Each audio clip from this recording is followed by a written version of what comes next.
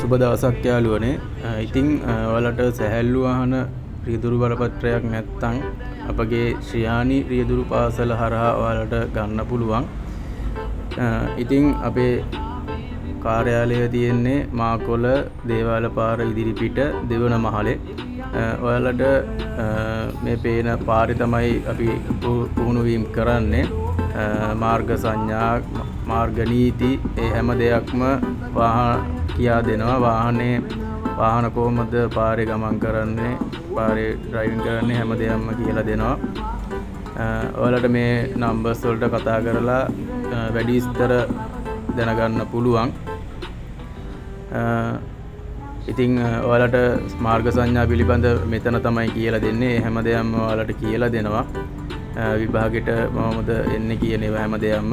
ඉතින් ඔයාලා බලලා කෝල් එකක් දෙන්න. සුබ දවසක්. තෙරුවන් සරණයි.